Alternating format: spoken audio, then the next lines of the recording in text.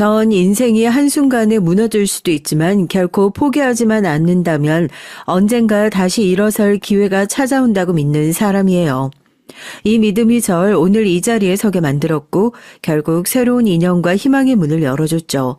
저 역시 몇 년 전만 해도 남편의 사업 실패와 예상치 못한 죽음으로 삶의 모든 것이 무너지는 경험을 했습니다. 아이를 등에 업고 이곳저곳 면접을 보러 다니며 다른 이들의 따가운 시선과 냉대에 부딪히는 매일이었죠. 머릿속은 온통 절망감으로 가득했고요. 그러나 포기하지 않고 한 걸음씩 앞으로 나아갔더니 정말 상상도 못할 곳에서 기회가 찾아왔습니다. 오늘 제가 들려드릴 얘기에서 삶이 벼랑 끝에 놓인 듯 해도 굳게 버티고 포기하지 않으면 언젠가는 또 다른 문이 열린다는 걸 보여드리고자 해요. 남편의 죽음 이후 제가 어떻게 새로운 인연을 만나고 다시 살아갈 길을 찾게 됐는지 지금부터 전해드리겠습니다. 전 어릴 적 부모님을 일찍 여의고 친척집을 전전하며 살았어요. 마지막으로 절 거둬주신 분이 바로 저희 할머니이셨습니다. 제겐 한결같이 든든한 버팀목이 되어주신 분이었죠. 장애가 있어 몸이 편치 않으셨음에도 할머니는 어떻게든 일을 하시며 제 손을 놓지 않으셨어요. 남들은 하루 일하면 이틀은 쉬어야 할 정도라고 했지만 할머니는 내가 손 놓으면 아이는 갈 데가 없다 하면서 부지런히 새벽부터 밤 늦게까지 쉴 새 없이 움직이셨습니다. 할머니는 태어날 때부터 한쪽 다리가 마비가 있어서 휠체어를 타고 생활하셨어요. 그렇다고 해서 늘 집에만 계신 건 결코 아니었죠. 손주인 절 키워내는 데 필요한 무엇이든 직접 해결하려고 노력을 하셨습니다. 시장에 가시거나 은행에 들를 때도 항상 휠체어를 밀며 혼자 다니셨고 집안에서조차도 굳이 손을 빌리지 않고 식사나 청소까지 척척 해내셨어요. 주변에선 몸도 불편하신데 그렇게까지 애쓰실 필요 있겠냐라고 말렸지만 할머니는 아직 내 두 손 멀쩡한데 뭘, 난 이 아이를 위해 뭐든 할 수 있어 라고 고집을 하셨습니다. 할머니와 함께 지낸 시절은 결코 풍족하진 않았지만 전 포기하지 않는 법부터 배웠어요. 할머니께서 몸이 불편해도 특유의 긍정적인 에너지로 모든 고난을 이겨내는 분이셨거든요. 힘들고 지쳐 쓰러질 것 같아도 우리 조금만 더 힘내보자. 길이 막히면 돌아가면 되고 넘기 어려운 산은 천천히 우회하면 된다라는 말을 늘 입에 달고 사셨습니다. 심지어 할머니는 먹고 살기도 빠듯한 형편이었는데 제게 좋은 교육 환경을 만들어주고 싶다며 학교에 작은 기부까지 하셨어요. 휠체어를 타고 매번 힘겹게 은행을 찾아 적금을 붓고 그 적금을 털어 지역 학교의 어려운 친구들 장학금에 써달라며 내놓으신 겁니다.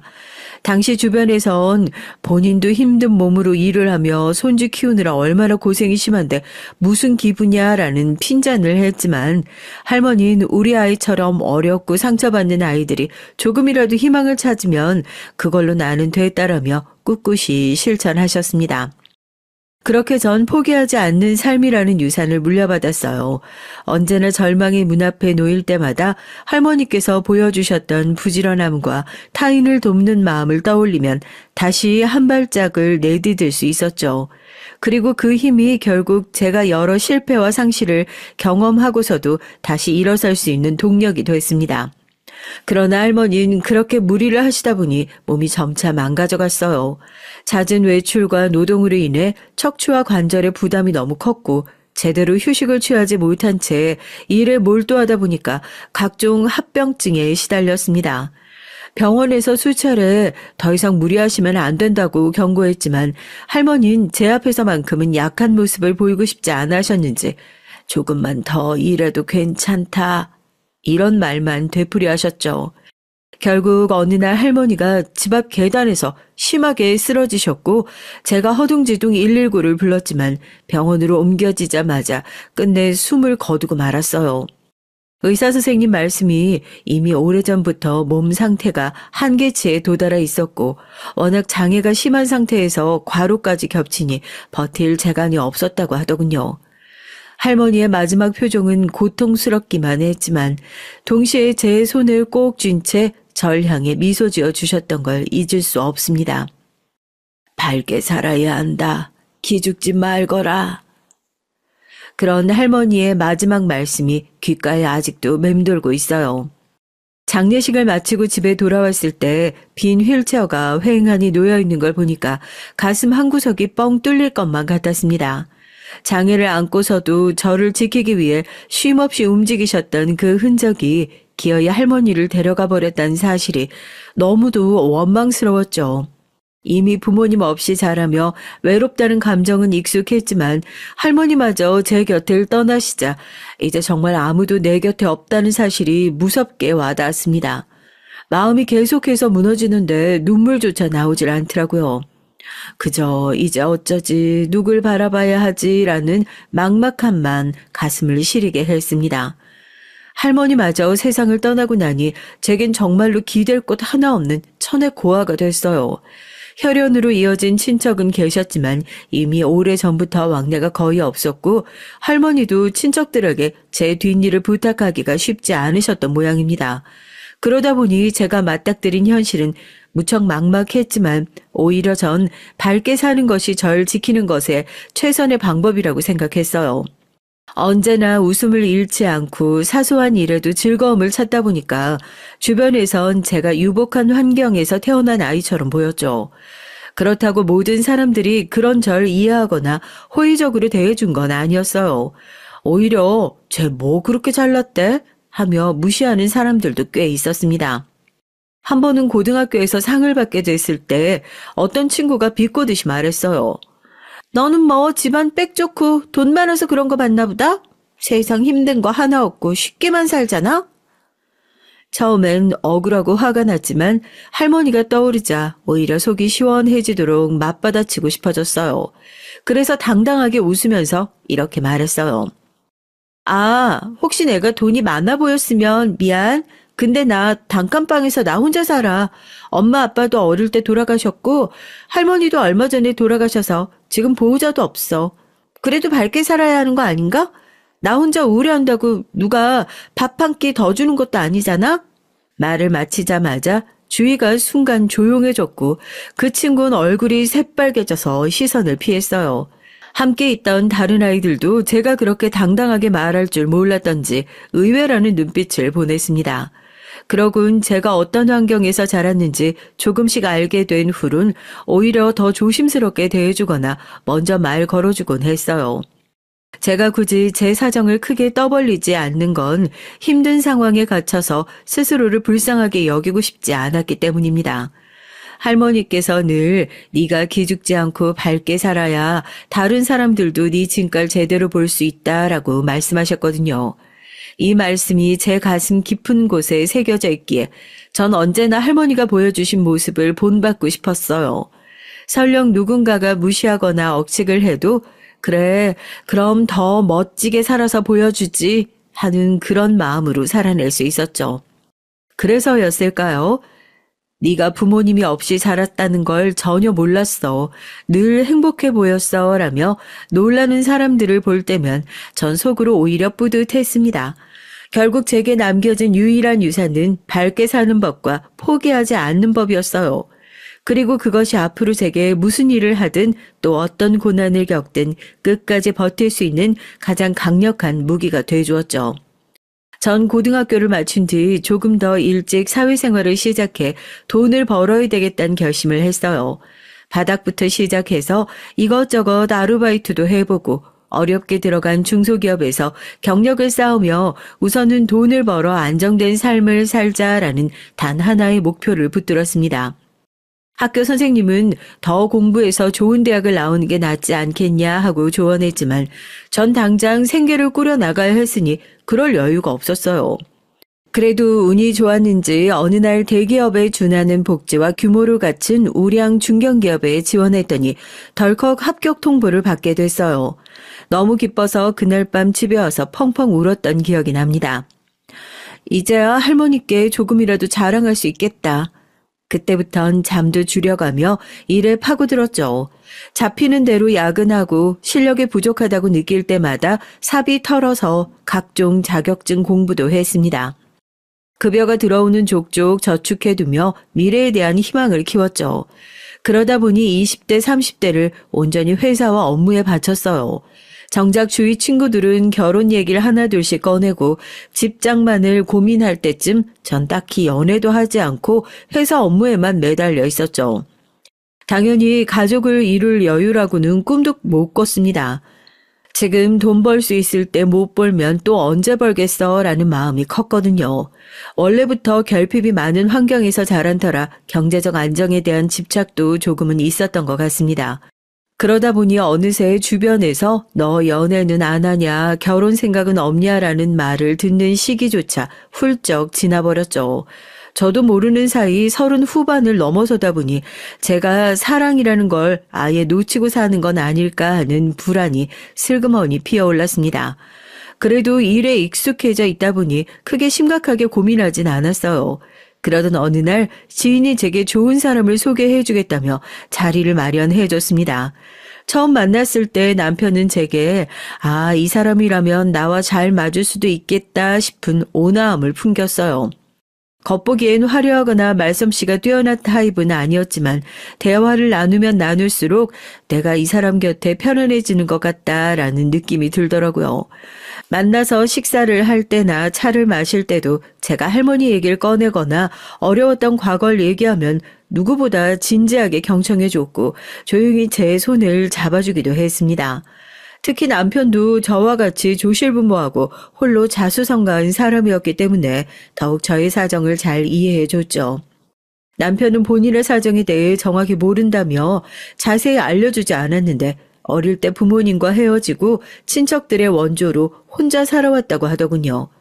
우린 서로의 아픔에 동질감을 느꼈고 그렇게 우린 마음의 문을 열며 결혼을 전제로 교제를 하기 시작했습니다. 주위에선 너 이제서야 가정을 꾸리나 보다 잘됐다라며 축하를 해줬어요. 저 역시 뒤늦게 찾아온 사랑이 얼마나 귀하고 소중한 것인지 실감을 할 수가 있었죠.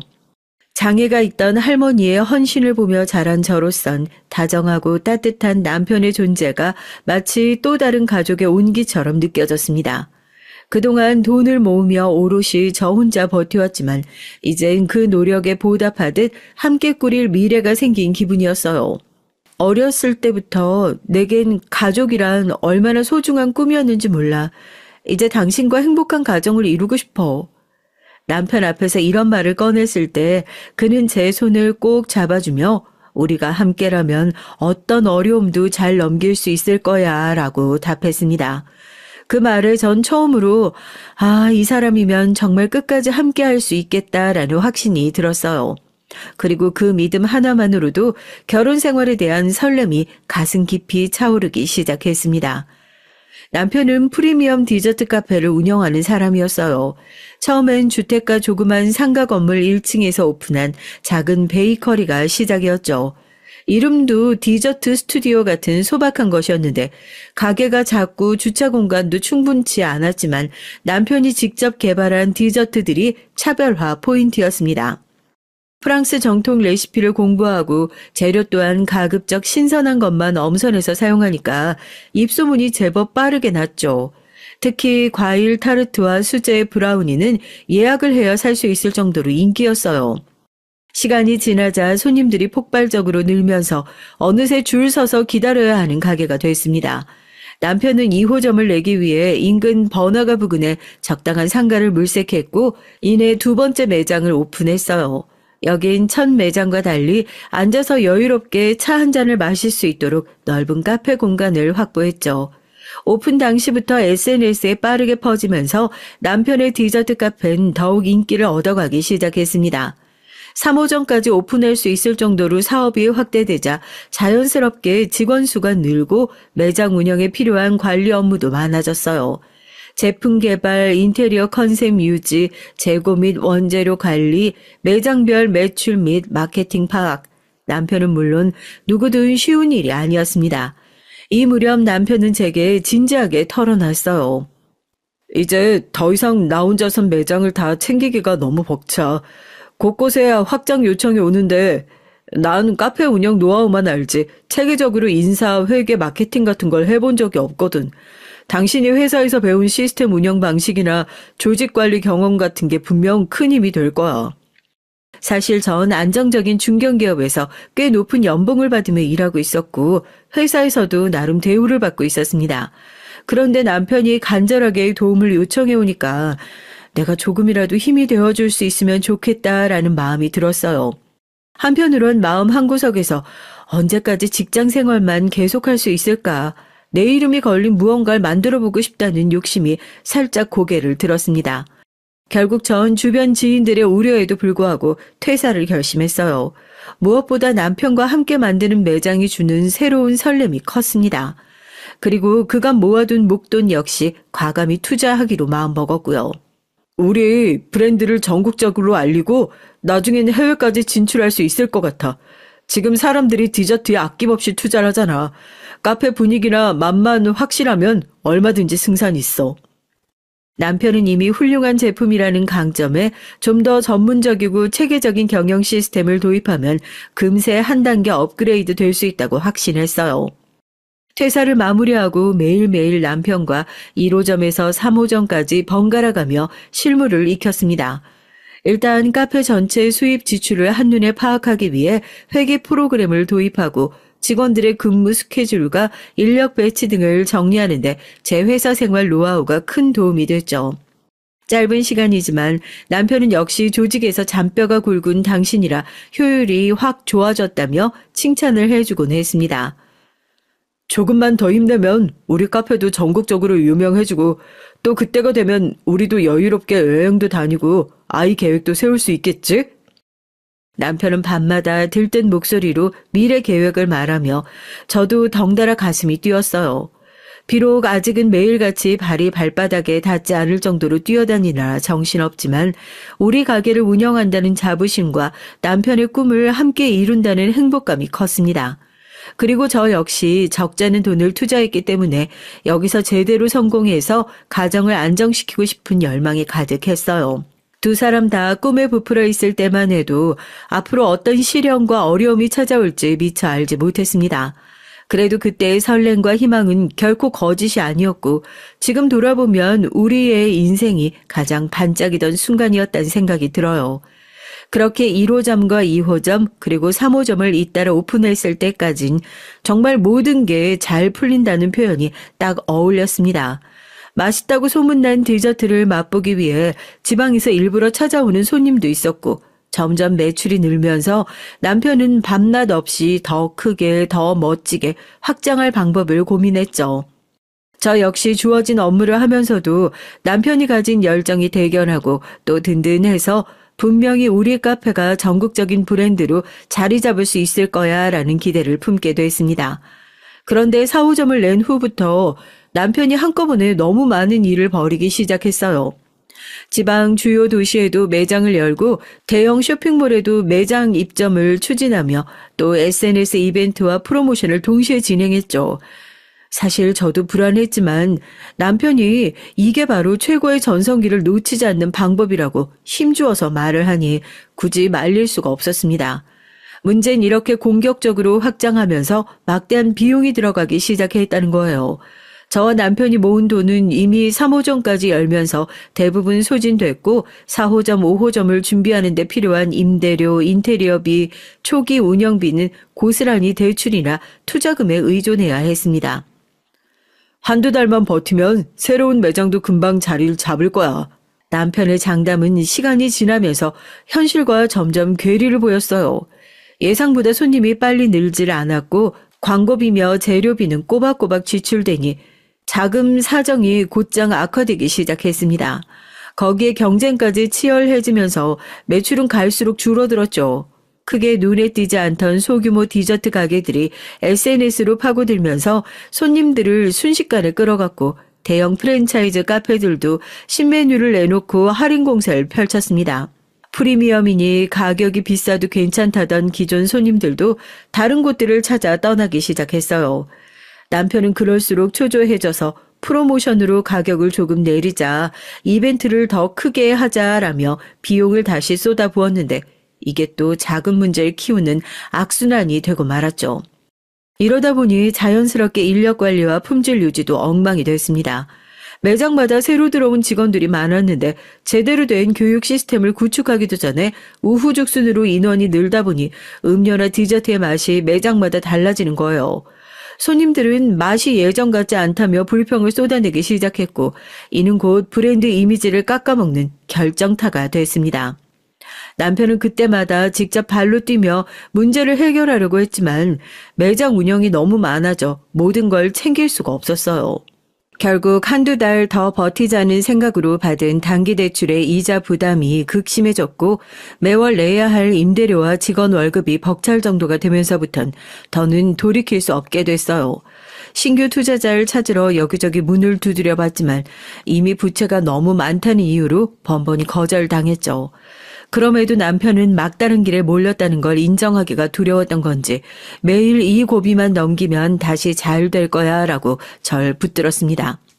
하지만 현실은 무시한다고 달라지지 않았어요. 월급을 제때 못 받은 직원들이 하나둘씩 떠났고 시중은행에선 대출을 더 해줄 수 없다며 문을 닫았습니다. 모든 게 하락곡선이었고 4호점과 5호점을 정리하며 빚을 갚으려 했어도 구멍난 재정은 메워지지 않았어요. 결국 남편은 어디서부터 잘못된 건지 자책하다가 점점 지쳐갔고 저 역시 인생 전부를 건 투자금을 날려버렸다는 상실감과 두려움에 괴로워졌습니다. 그렇게 한때 반짝이던 꿈은 너무나도 빠르게 무너져 내리고 말았어요. 어느 날 아침 텅 빈 매장을 바라보면서 남편이 정말 미안해. 우리 이렇게 될 줄 몰랐는데. 이렇게 말을 할 때 그 상실감은 말로 표현하기 어려울 정도였죠. 누구도 의도하진 않았지만 무리한 확장과 갑작스러운 시장 변화 그리고 서툰 운영이 모두 겹쳐 결국엔 이 지경까지 오고 말았습니다. 모두에게 사랑받던 작은 베이커리에서 시작된 꿈이 이렇게 큰 상처를 남기고 무너진다는 게 너무나도 안타까웠어요. 남편의 사업과 꿈이 빠르게 무너져 내린 뒤 집안 분위기는 더욱 암울해졌습니다. 한때는 매장이 바쁘게 돌아가는 풍경을 자랑하던 남편이었지만 이젠 텅 빈 매장을 바라보며 무너진 꿈을 곱씹어야 했으니까요. 현실은 냉혹했고 남편이 잃은 건 돈만이 아니었습니다. 남편은 한때는 자신감이 넘치고 여유롭던 사람이었는데 이젠 사소한 일에도 쉽게 욱하고 예민해졌어요. 그리고 남편의 짜증과 우울을 모두 제가 감당해야 했죠. 지인들에게까지 빌려서 만든 돈이 사라지자 오랫동안 쌓았던 인간관계에도 금이 가기 시작했습니다. 믿었던 이들마저 우리를 피하고 실망한 기색을 감추지 않았죠. 미래에 대한 희망이 사라지고 초조함이 커질수록 남편은 거울 앞에서 자신을 바라보는 시간이 늘었고 애써 감추려 해도 쇠약해 보이는 모습이 역력했습니다.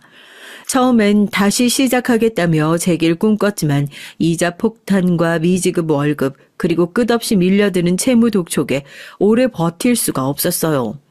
밤낮 없이 머리를 싸매면서도 구멍난 재정을 메울 수 있는 대안이 없었죠. 제게 미안함을 드러내며 잠깐만 버티자 내가 다시 어떻게든 해볼게 라고 맹세했지만 이미 통장엔 잔고가 없었고 투자자들은 등을 돌린 지 오래였습니다. 남편은 아침부터 밤까지 고개를 푹 숙인 채 서류와 고지서를 번갈아 살피며 멍하니 앉아있는 일이 많아졌어요.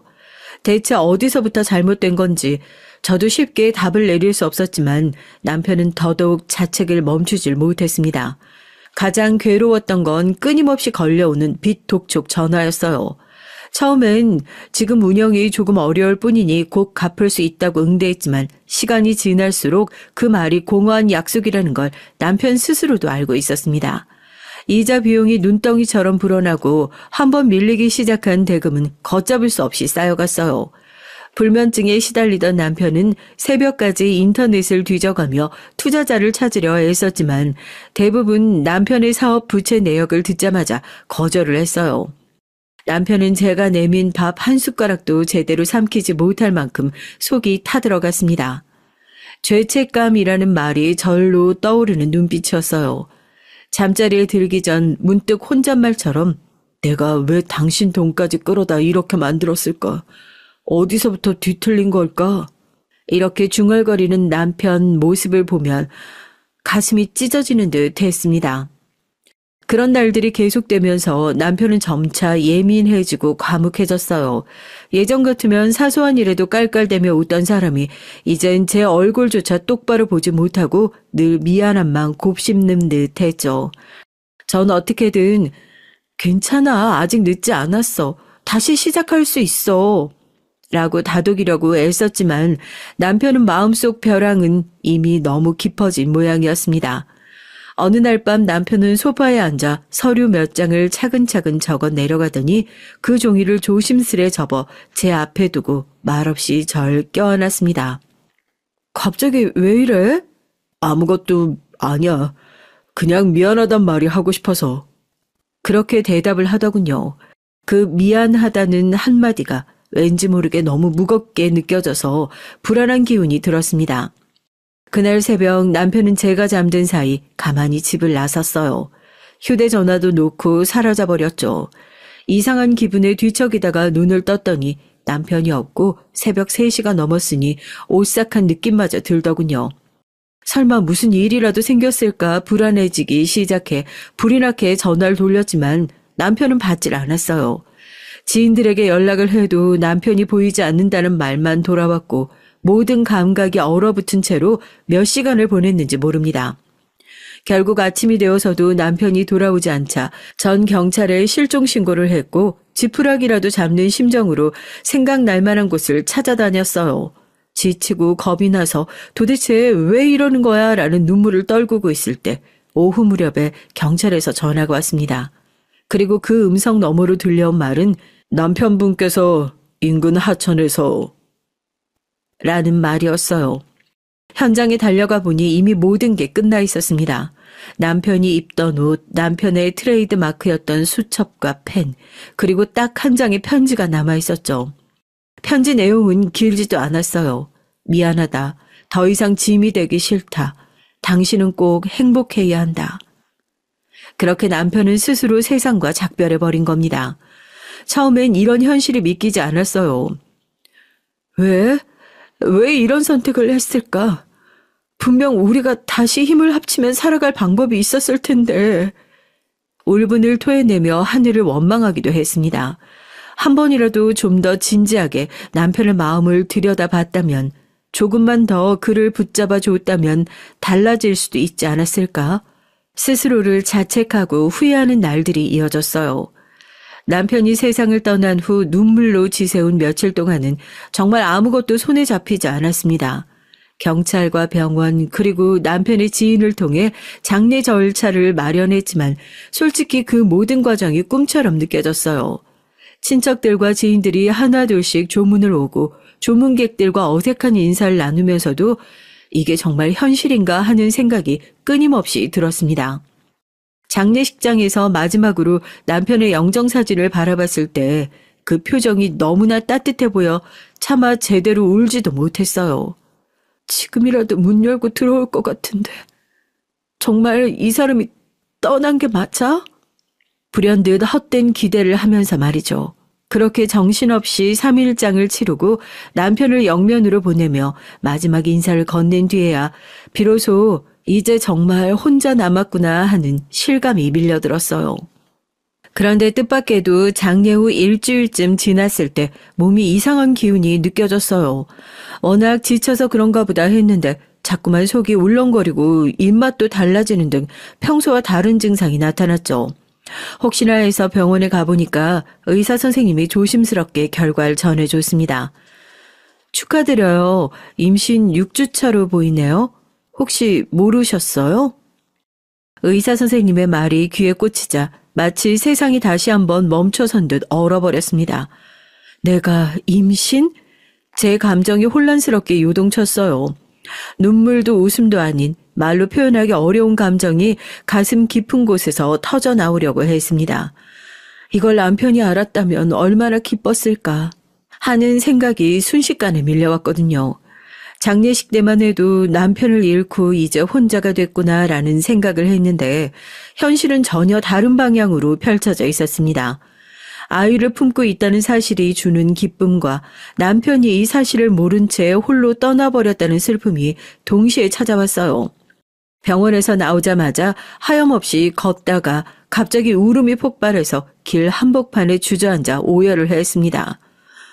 당신 왜 이 사실도 모른 채 그렇게 가버렸어? 나 아직 당신이 필요해. 아이도 지금 이 세상에 오려고 하는데 당신 없이 우리 어떻게 살아야 돼? 온갖 후회와 그리움이 뒤엉킨 눈물은 쉽게 멈추질 않았어요. 주변에서 사람들이 지나가며 절 이상하게 쳐다봤지만 아무것도 상관없었습니다. 그러다 문득 이 아이가 제게 남겨진 마지막 선물이자 스스로 추스를 수 있는 유일한 이유라는 걸 어렴풋이 깨닫게 됐죠. 집에 돌아와 마주한 남편의 물건들이 그전과는 또 다른 의미로 가슴을 찔렀습니다. 아기 용품은커녕 함께 아기를 키울 계획 한번 제대로 나눠본 적이 없었는데 이제 와서 아이를 품게 된 전 어딘가 막막하고 두려웠지만 동시에 남편이 못다한 얘기를 우리 아이에게 들려주고 싶다는 강렬한 책임감이 생겨났어요. 아무리 힘들어도 이 아이만은 지키고 싶어. 남편이 내게 남긴 마지막 소중한 선물이니까. 장례식이 끝나고 나서야 알게 된 이 새로운 생명은 제가 앞으로의 삶을 포기하지 않아야 할 강력한 이유가 돼줬어요. 남편이 떠나간 빈자리는 너무 컸지만 그 공허함조차도 아이가 조금씩 밝은 빛으로 채워주리라 희망이 생겨났습니다. 그날부터 전 매일 아이에게 속삭였어요. 너희 아빠가 어떤 사람이었는지 내 목소리를 빌려 전해줄게. 우리 힘들어도 꼭 살아가자. 그래야 아빠가 저 하늘에서 우리 지켜보고 웃을 수 있을 거야. 남편의 죽음을 예고 없이 맞이했던 절망 한가운데서 전 이렇게 다시 한번 살 의지를 되찾게 됐어요. 그러나 임신 사실을 알게 된 지 얼마 지나지 않아 전 한꺼번에 몰려드는 현실 문제들과 맞닥뜨려야 했습니다. 남편을 잃었다는 슬픔만으로도 숨이 턱 막힐 듯 괴로웠는데 막상 눈앞에 펼쳐진 상황은 눈물을 흘릴 틈조차 허락하지 않았죠. 여기저기 사업 마무리를 어떻게 할 건지에 대한 연락이 빗발쳤습니다. 남편이 받아둔 대출과 밀린 고지서가 산더미처럼 쌓였거든요. 남편이 남긴 빚을 어떻게든 정리하려고 발을 동동 구르며 은행부터 찾아다녔어요. 부채 상환 계획을 세워야 했고 남편이 맺어놓은 계약서나 수입 지출 내역을 죄다 뒤적여 봐야 했죠. 문제는 남편의 사업이 워낙 여러 갈래로 뻗어 있었던 데다 전 그동안 사업 운영의 세부까진 깊이 관여하지 않았다는 겁니다. 서류를 넘길 때마다 생소한 항목이 튀어나오고 누구에게 전화해야 하는지 명확하지 않아서 하루가 멀다 하고 새로운 과제들이 터져나왔죠. 더 난처했던 건 제 몸 상태였습니다. 임신 초기라서 가뜩이나 입덧으로 속이 메스껍고 피곤함이 심해졌는데 스트레스까지 겹치니까 도무지 기운이 나질 않더라고요. 어떤 날은 병원 검진 중에도 전화벨이 쉬지 않고 울려대곤 했죠. 빚 독촉이든 남편과 관련된 업무든 끊임없이 연락이 오면 결국 억지로 몸을 일으켜 통화를 해야만 했어요. 남편이 죽었는데 도대체 뭘 어쩌란 말입니까? 이런 말을 내뱉을 때마다 담당 직원들은 애써 동정 어린 눈빛을 보내곤 했지만 현실적으로 도움을 주긴 어려웠죠. 그래도 전 무작정 포기할 수 없었어요. 뱃속 아이가 자라고 있다는 사실이 오히려 그래도 살아야 돼. 어떻게든 이 빚을 처리하고 안정된 환경을 만들어야 돼 라는 동기를 줬으니까요. 만약 아이가 없었다면 저도 차마 버티지 못했을지도 모릅니다. 시간이 조금 지나면서 저도 서류와 계약서들을 빠르게 파악하는 방법을 배웠고 은행이나 변호사 사무실을 찾을 때마다 먼저 필요한 질문 목록을 정리해가기 시작했어요. 처음엔 이런 모든 과정이 낯설고 겁났지만 매일 반복하다 보니 좀 익숙해졌달까요? 그래도 밤에 누워 눈을 감으면 남편이 떠오르며 문득 왜 나 혼자 남겨두고 갔어 하는 원망과 허탈감이 뒤섞인 눈물이 터지곤 했습니다. 그럼에도 불구하고 전 뱃속에서 움직이는 아이를 손으로 살며시 느낄 때마다 스스로를 다잡았어요. 이 아이 잘 지키려면 지금 내가 여기서 주저앉을 순 없어. 남편이 남긴 빚더미와 책임감에 짓눌리는 순간들도 있었지만 동시에 새 생명을 품었다는 사실이 절 버티게 해주는 강력한 이유이자 힘이 돼줬어요. 그리고 그것이 남편이 떠난 뒤에도 제 삶이라는 무게를 붙들고 놓지 않았던 유일한 희망이었습니다. 때론 정말 주저앉고 싶을 때도 있었죠. 그럴 때면 문득 세상을 떠나셨던 할머니가 떠올랐어요. 장애가 있음에도 종일 허리를 굽혀 일하셨던 할머니. 기죽지 마라. 세상이 아무리 힘들어도 포기하지 않으면 결국 방법은 생긴다. 그렇게 말씀하시던 목소리만은 아직도 귀에 생생했으니까요. 몸이 불편하신 할머니가 그렇게까지 굳세게 버티셨던 걸 떠올리면 저도 왠지 뭐든 할 수 있을 것 같았습니다. 문득 밤에 빛 독촉 전화로 잠을 설치거나 임신 때문에 속이 울렁거려서 한숨 짓다가도 곧바로 서류를 챙기고 메일을 보내며 다시 현실로 돌아오게 됐어요. 살다 보면 누구나 힘든 고개를 만나지만 그때 어떻게 대응하느냐에 따라서 인생이 달라지는 법이다. 모든 걸 다 가졌어도 쓰러질 수도 있고 아무것도 없어도 웃으며 일어날 수도 있다. 그러니까 포기하지 마. 정말 마법의 주문처럼 할머니의 이 말을 떠올리는 것만으로도 기운이 조금씩 차오르곤 했어요. 지금 제 상황이 아무리 벼랑 끝 같아도 할머니가 제게 보여주셨던 끈질긴 생존력을 잃지 않는 한 분명 방법이 있을 거라 믿게 됐습니다. 그렇게 버티고 버텨낸 긴 시간이 흘러 뱃속에서 힘차게 움직이던 아이가 세상에 태어나게 된 날이 왔어요. 예고도 없이 찾아온 진통 속에서 전 남편 생각이 사무치게 났죠. 만약 당신이 살아있었다면 지금 이 순간 얼마나 든든했을까. 아쉬움이 울컥 올라와서 분만실로 들어가기 전부터 눈물이 왈칵 쏟아졌어요. 하지만 아이를 안전하게 낳아야 한다는 마음 하나에 온 힘을 쏟았고 결국 고통 끝에 드디어 아이가 제 품에 안겼습니다. 의사와 간호사들이 축하합니다. 건강한 아들이에요. 라고 밝게 웃으며 아기를 건네주었을 때 제 심장은 터질 듯 뛰었습니다. 아기의 얼굴을 제대로 마주한 순간 믿기지 않을 정도로 남편을 똑 닮은 이목구비가 시야를 가득 메웠어요. 이마 곡선, 눈매, 그리고 아직은 작지만 살짝 올라간 입술 모양까지 너무나도 남편과 닮아 있어서 순간적으로 숨이 멎을 것 같았죠. 한편으론 당신이 정말 여기 있구나. 이렇게라도 다시 돌아온 거구나. 하는 생각에 가슴이 벅찼고 또 한편으론 남편이 이 아이가 태어나는 모습을 직접 보지 못했다는 서글픔이 동시에 몰려왔어요. 이렇게 귀한 아이를 두고 왜 그리 서둘러 떠났어? 라는 애잔함이 저도 모르게 눈물로 번졌습니다. 기쁨과 슬픔이 한꺼번에 밀려와 전 아기를 아는 채 말을 잇지 못하고 오열을 했죠. 그러다 이 작은 생명이 내 품 안에서 숨을 고르며 움직이고 있다는 걸 느끼니까 다시금 결심이 생겼어요. 내가 이제부터 아이 아빠의 몫까지 책임져야겠다는 마음이었죠. 남편이 남긴 가슴 아픈 기억도 그가 이루지 못한 꿈도 모두 이 아이에게 당하고 떳떳하게 설명해 줄 수 있는 사람이 되고 싶었습니다. 아기의 볼을 살짝 쓰다듬으면서 마음속으로 말했어요. 우리 아기 네가 태어나는 걸 아빠가 하늘에서 분명 지켜봤을 거야. 그리고 정말 기뻐했을 거야. 엄마가 부족해도 열심히 살 테니까 너 걱정하지 말고 무럭무럭 자라. 아기가 태어난 지 얼마 되지 않아 주변 엄마들로부터 미아 방지 목걸이를 준비해두면 안심이 된다란 얘기를 들었어요.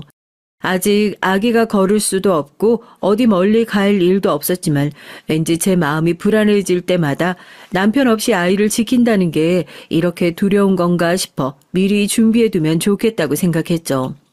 작은 목걸이 안쪽엔 아이 이름과 연락처를 새길 수 있게 되어 있었는데 전 추가로 특별한 것을 넣고 싶었습니다. 바로 남편의 사진이었어요. 남편이 떠나간 뒤로 남편 사진을 볼 때마다 아련한 그리움이 깃들기도 했지만 이왕이면 아기도 아빠의 모습을 가장 가까이에서 느끼며 자랐으면 하는 마음이 들었거든요. 그렇게 며칠 고민하다가 스냅 사진으로 찍어둔 셀카 중에 남편이 환하게 웃고 있는 모습을 찾아냈습니다. 사진의 구석을 조금씩 잘라 조심스럽게 목걸이 크기를 맞췄죠. 목걸이가 완성되자 가만히 들여다보며 아기에게 말했어요. 이 안에 아빠가 있어. 우리 아들 비록 하늘나라에 있지만 늘 네 곁을 지켜보고 있을 거야. 사소한 물건 하나일 뿐인데도 전 마음이 뭉클해졌습니다. 그날 밤 아이를 품에 안고 목걸이를 조심스레 채워주면서 곁에 있었으면 좋았을 남편 자리를 상상해봤어요. 당신 보고 있지? 우리 아가 목걸이 안에서 이렇게 아이랑 함께 해줘. 어떻게든 둘이 다시 만나길 바랄 순 없지만 아빠와 함께 살아간다는 것, 이 아이가 잊지 않았으면 해. 평소 같으면 터져 나올 울음을 꾹 삼킨 채 전 아기 손을 꼭 잡아줬어요. 목걸이 하나를 준비하는 데에도 이런저런 감정이 오갔지만 그만큼 남편에 대한 그리움과 이 아이에 대한 사랑이 여전히 제 마음속에 깊이 자리하고 있음을 다시금 깨닫게 됐습니다. 아기가 세상에 나오고 몇 달이 흘렀지만 남편이 남긴 빚은 여전히 제 발목을 붙잡고 있었어요. 아이의 양육비와 앞으로의 생계를 생각하면 뭐라도 빨리 일자리를 구해야 했죠. 문제는 제가 결혼하고 남편을 도와 사업을 시작하면서 다니던 회사를 그만둔 이후 경력 단절 기간이 꽤 길었다는 겁니다. 게다가 퇴사를 결정했던 나이도 적지 않았고 현재는 한창 뒤늦게 사회로 돌아가야 하는 처지가 됐으니 여러모로 쉽지 않았죠. 그런데 가장 큰 난관은 따로 있었어요. 제가 사는 집 인근 어린이집들은 모두 뒤져봐도 영아반 정원이 이미 꽉 찼다는 사실이었습니다.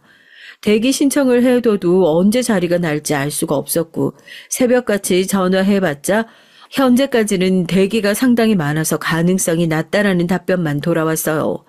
아기를 맡길 친인척도 없고 그럴 돈도 없었기에 결국 아기를 업은 채 면접장을 돌아다니는 상황이 벌어지고 말았습니다. 아기가 한창 품에서 떨어지지 않을 때라 한 손으로 인사서류 가방을 들고 다른 한 손으로 아기를 고쳐 메고 면접장에 가는 꼴이었죠.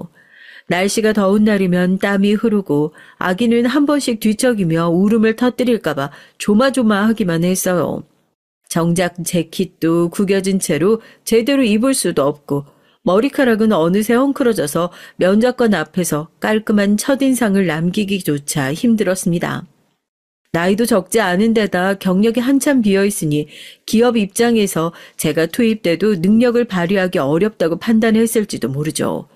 무거운 마음으로 면접장을 나오면 늘 아기가 제 등을 끌어안고 숨을 고르듯 잠들어 있곤 했어요. 그 작고 여린 온기가 차마 제가 포기하지 못하도록 붙잡아줬지만 현실적인 벽 앞에선 쉽사리 희망을 찾기가 어려웠습니다. 하지만 마냥 가만히 있을 수도 없었어요. 아이를 지켜야 했으니까요.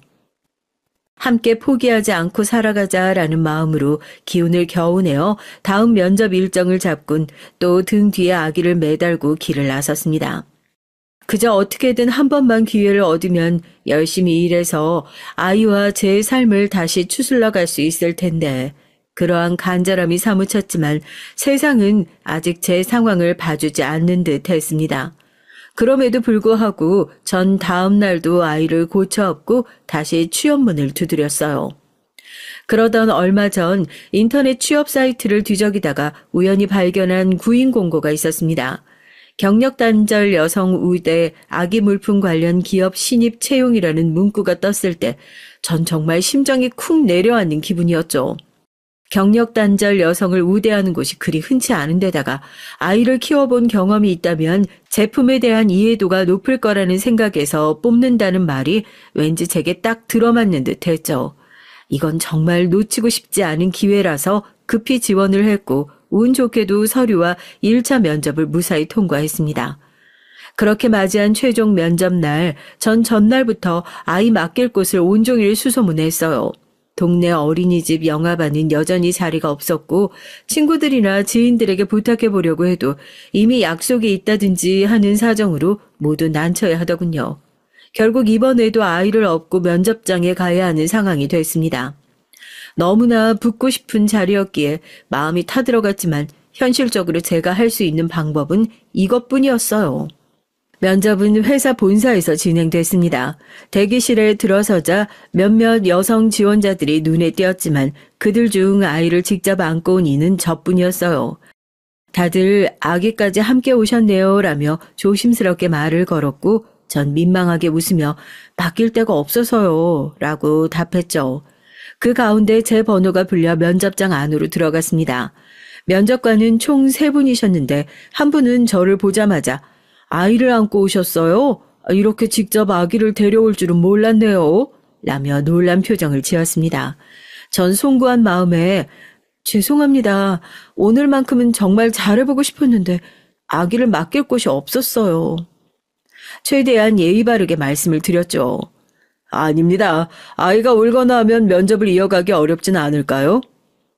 나이 지긋한 면접관님이 걱정 어린 질문을 건네자 제가 대답하기도 전에 아기가 칭얼거리기 시작했어요.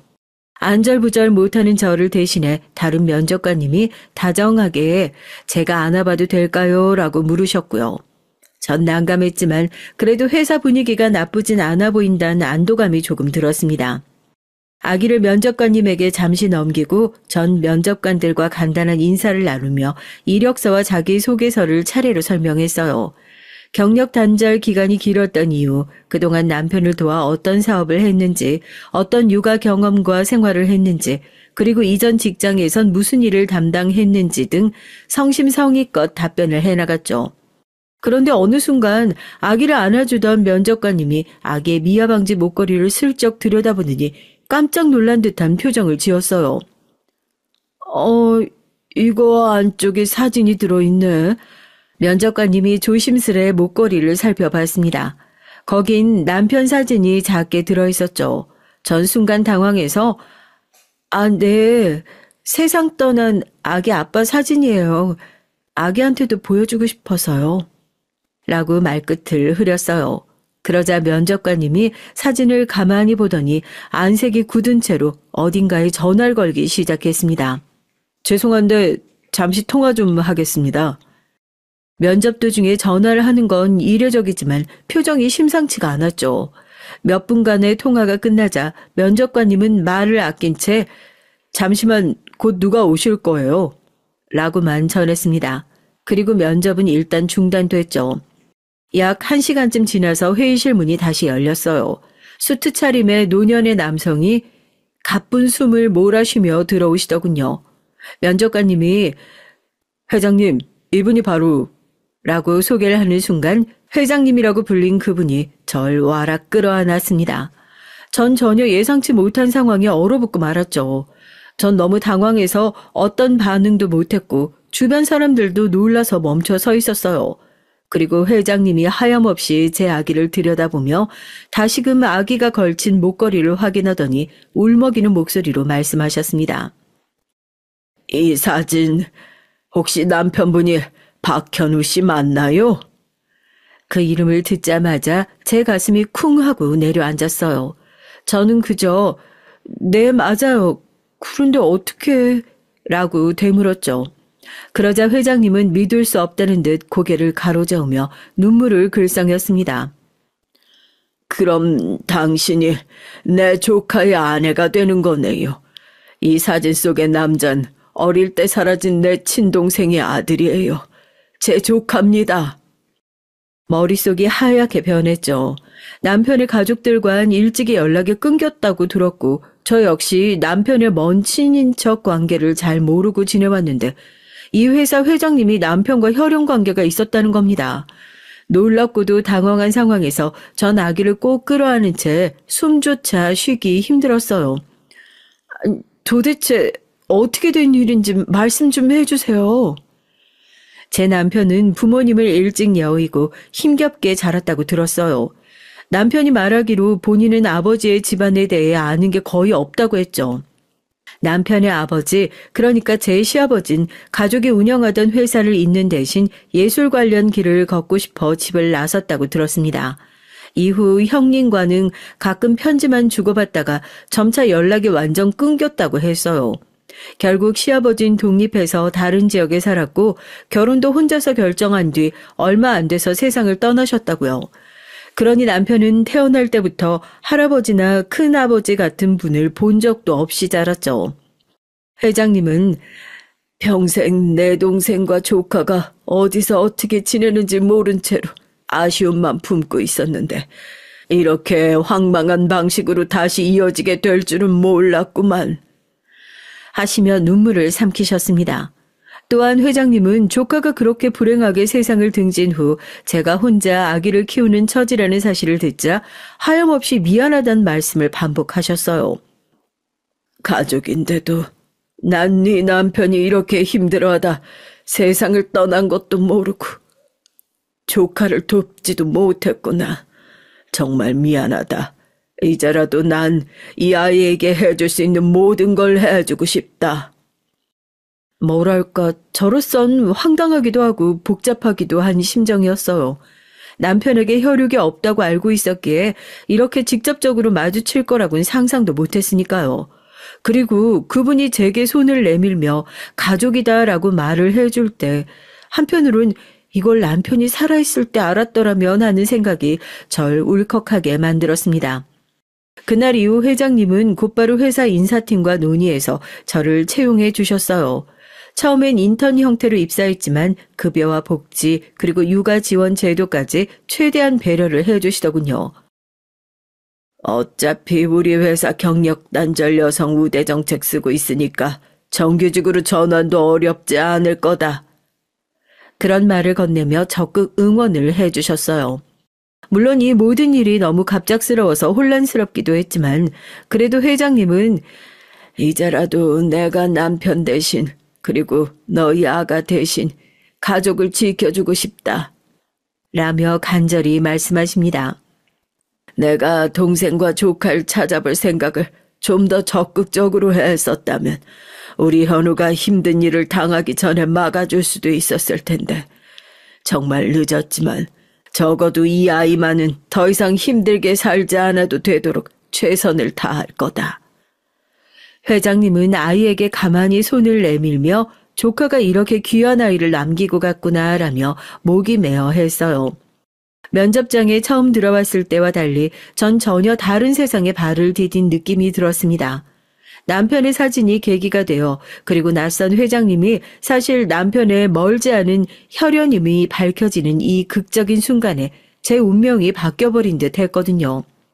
어쩌면 세상에 우연이란 건 없고 저의 노력 끝에 결국 남편의 가족을 만나게 된 걸지도 모릅니다. 이 회사가 날 받아준다면 그리고 회장님이 정말 힘이 되어주신다면 이 고단했던 시간이 드디어 끝날 수도 있겠구나. 그런 희망을 싹 틔우며 전 아기의 목걸이를 내려다 봤어요. 목걸이 안에 있는 남편의 사진이 마치 작은 미소로 괜찮아. 이제 너한테도 새로운 길이 열릴 거야 라고 속삭이는 듯 했습니다. 그날 면접을 보러 왔다가 너무나도 예상치 못한 가족의 인연을 마주하게 된 전 회장님의 따뜻한 환대와 함께 새로운 출발을 꿈꾸게 됐어요. 회장님과 헤어져 아이를 얻고 집으로 돌아오던 길에 할머니가 늘 제게 해주셨던 말씀이 떠올랐습니다. 포기하지 마라. 길은 돌아가도 결국 도착하기 마련이다. 그 가르침이 제 마음속 깊숙이 새겨져 있었기에 남편을 잃고 아기를 홀로 키우는 상황에서도 쉽게 무너지지 않을 수 있었어요.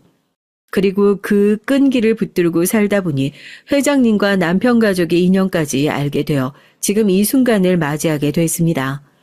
남편이 떠나고 남편의 과거 사정이 뒤늦게 밝혀지는 이 모든 일들이 사실 저로서는 꿈만 같았어요. 그래도 분명한 건 어려움 속에서도 결코 포기하지 않았기에 다시금 문이 열렸다는 사실입니다. 어쩌면 할머니의 교훈이 절 끝까지 지탱해준 덕분일지도 몰라요. 전 이제 아이와 함께 새로운 길을 가려고 합니다. 할머니가 그랬던 것처럼 장애물을 만나더라도 조금씩 우회하고 헤쳐나가는 사람이 될게요. 남편은 떠났지만 그의 몫까지 더 열심히 살아야겠죠. 포기하지 않으면 결국 길은 열린다. 이 말이 저에게 인생 전체를 관통하는 진리가 됐듯 혹시 이 얘기를 듣는 누군가에도 위로와 용기가 전해지길 바랍니다. 지금 잠시 넘어졌더라도 다시 일어나면 또 다른 길이 열리는 법이니까요. 안녕하세요. 집안일 할 때 틀어놓는 사연 프로그램에 제가 직접 이렇게 얘기를 하러 올 줄 몰랐어요. 지금은 웃으면서 얘기할 수 있지만 그때 당시만 해도 힘든 시간을 보냈거든요. 다들 결혼 생활 즐겁게 하고 계신가요? 전 처음에 결혼을 할 생각이 없었던 비혼주의자였어요. 그래서 항상 연애만 했었고 결혼까지 생각할 상대가 아니다 보니 자연스럽게 만난 기간이 길어질수록 부담이 높아지면서 제가 먼저 헤어지자고 얘기를 하는 일들이 많아지더라고요. 예전 남자친구들에게 미안하지만 사실 결혼까지 생각할 만한 상대가 아니었던 것 같아요. 물론 저만 그런 건 아니었고 상대방도 역시 저와 같은 생각을 하고 있던 경우도 많아서 자연스럽게 정리가 되는 일들이 많아지더라고요. 제가 일에 대한 욕심이 있다 보니까 아무래도 사람들과 오래 만나면서 결혼까지 생각을 하는 게 생각보다 쉽진 않았는데요. 또 혼자 있는 시간을 중요시 여기다 보니 나중에 결혼을 하면 혹시라도 제가 하고 싶은 일을 하지 못하게 되는 일도 생기지 않을까 싶어서 자연스럽게 혼자 사는 쪽으로 생각을 했던 것 같네요. 제가 비혼을 결심하게 됐던 계기가 되었던 부분 중 하나는 성인이 되어 첫 연애 생활 때문에도 영향을 받았던 것 같은데요. 제 성격이라든지 성향에도 맞진 않지만 이전에 만났던 사람이 나이가 좀 있는 편이라서 만나다 보니까 저한테 결혼 얘기를 하더라고요. 그 사람을 만날 당시엔 일단 처음부터 비혼을 생각했던 게 아니라서 이 사람이라면 결혼을 해봐도 괜찮지 않을까라는 생각을 잠깐 했는데 그건 아무래도 어려서 그랬던 것 같아요. 나이도 어리고 당장 좋아하는 사람이 있으니까 결혼이라는 말이 참 멋있게 느껴지기도 했거든요. 실제로 저희 부모님이 사이가 좋으신 편이라서 그런지 결혼에 대한 거부감이 있는 편은 아니었는데 남자네 부모님을 만나고 나서야 아예 생각이 달라졌던 부분들이 있었어요. 나이가 어리다 보니 자연스럽게 저한테 말을 놓으시는 건 그럴 수 있다고 생각하지만 저희 집안이라든지 제 학업에 관련해서도 궁금한 점이 많으시더라고요. 또 결혼을 하면 바로 전업주부가 돼서 밥을 해서 먹어야 한다는 얘기를 듣고 나서 그때 정신 차릴 수 있었죠. 초반에 이 관계가 끊어지면 모든 것이 무너질 것 같아 결혼을 해야 하나라는 생각이 들었지만 다행히 주변 친구들 덕분에 바로 막을 수가 있었어요. 단순히 좋아하는 마음을 가지고 하는 것이 아니라 이 사람과 평생 살아야 하는 것이기 때문에 세밀하게 살펴야 할 부분들이 많더라고요. 그 이후론 결혼이 더 어렵게 느껴지기도 했고 뭔가 시댁이란 존재가 생기면 억압을 받는 느낌을 받을 수 있을 것 같아서 그것도 별로였죠. 물론 막대하시는 분들은 많이 없겠지만 뭔가 다른 가정과 가족이 된다는 것 자체가 저에겐 조금 어려운 부분이더라고요. 결혼을 한다는 게 싫었던 건 아니지만 결혼을 하고 나면 신경을 써야 할 부분들이 더 많아지다 보니까 귀찮았던 부분들도 있어서 그때부턴 연애를 쭉 이어서 했던 것 같습니다. 지금이야 많은 분들이 30이 넘어서 40살이 될 때까지 결혼을 안 하시는 분들이 많지만 제가 20대 때만 해도 결혼을 하지 못하면 주변에서 왜 안 하냐고 얘기를 하는 경우가 많았어요. 특히 저희 부모님은 제가 결혼을 하길 계속해서 바라고 계셨거든요. 하지만 결혼 생활이라는 게 다들 잘 아시겠지만 결혼식만 하고 나서 끝이 아니라 결혼 생활을 어떻게 유지해 나가는지가 가장 중요한 거잖아요. 저도 결혼을 안 할 줄 알았는데 이렇게 사연을 보낸 것처럼 결혼을 한번 했었거든요. 결혼을 하면 저도 행복하게 살 줄 알았고 또 제가 생각이 없었는데 이 사람을 만나게 되면서 혼인신고를 하게 된 거라서 더 로망이 있었던 것도 사실입니다. 결혼에 대한 생각이 생기고 난 뒤엔 주변에도 물어보기 시작했는데요. 정말 좋은지 궁금해서 친한 친구에게도 물어봤는데 그 친구는 20살 초반 비교적 이른 나이에 결혼을 해서 살고 있었거든요. 그래서 연락을 해서 제가 하고 있는 고민을 얘기할 수 있었습니다. 결혼? 네가 결혼 생각을 하고 있다고? 내가 잘 듣고 있는 거 맞는 거지? 맞다니까. 근데 고민이야. 정말 결혼을 하고 나서 후회 없이 살 수 있을까? 내가 결혼에 대한 장점과 단점을 말해주자면 일단 같이 있으면 좋지. 사랑하는 사람과 늘 함께니까. 단점도 마찬가지야. 계속 같이 있어야 돼. 꼴 보기 싫을 때도 많은데 난 다시 그때로 돌아간다면 혼인신고 도장 찍기 전에 도망갈 거야. 왜? 사이도 좋고 사랑하는 사람하고 사는 건데 결혼하면 뭔가 달라지나? 좋은 점도 있지만 그만큼 결혼이라는 게 쉽지도 않아. 남편이랑 사이 좋으면 뭐하냐? 시댁이 완전 씨월드인데. 매년 명절 때마다 아주 힘들어. 아직 애가 없는 것도 계속 말씀하시는데 결혼이 단순하게 남편만 보고 할 건 아니거든. 그래? 나도 진지하게 생각해보는 게 좋겠다. 네가 그렇게까지 생각할 정도면 진짜 좋은 사람인가 보다. 대학생활 내내 비혼주의자라고 말하더니 이번에 시집가면 꼭 불러줘. 제가 이 사람을 만나면서 결혼을 결심했던 이유 중 하나는 저와 같은 비혼주의자였고 처음엔 부담 없이 시작을 했던 게 사실이에요. 서로 연애만 생각하다 보니까 터치를 할 부분도 없고 맞는 부분도 많았고요. 제가 연애 초반이 지나고 나서 한 2년 정도 됐을 때 진지하게 관계에 대해서 물어봤을 때가 있었거든요. 나이가 없던 게 아니다 보니 그 친구도 결혼을 생각하고 있다면 관계를 정리해야 할 수 있으니 먼저 물어보게 됐는데 대답이 이전과는 달라서 놀란 부분도 있었어요. 자기는 결혼에 대한 생각이 있어? 사실 난 비혼주의라서. 나도 비혼주의야. 당장 결혼할 생각도 없지만 앞으로도 네가 싫다면 난 이런 관계도 괜찮아. 그래? 결혼 꼭 하지 않아도 괜찮아? 네가 싫다는데 억지로 강요하고 싶지 않고 물론 부모님의 압박은 있겠지만 그래도 괜찮아. 너만 있으면 되거든. 2년 차에 그런 얘기를 나누고 만나다 보니 4년 정도 만나면서 그 사람에 대한 생각이 점점 더 깊어지는 게 느껴졌는데요. 다른 남자친구들과 다르게 미래를 꿈꿀 수 있는 사람이라고 해야 될까요?